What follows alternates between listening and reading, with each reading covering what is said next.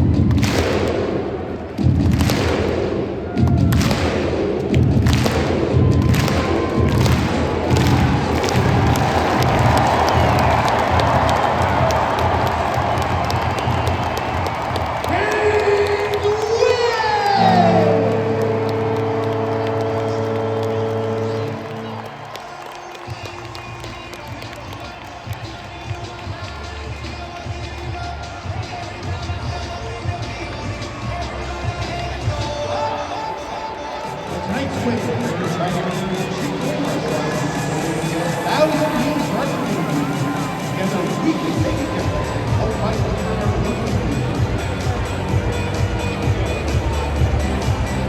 The Kings just blew the roof off the competition with those 5 goals.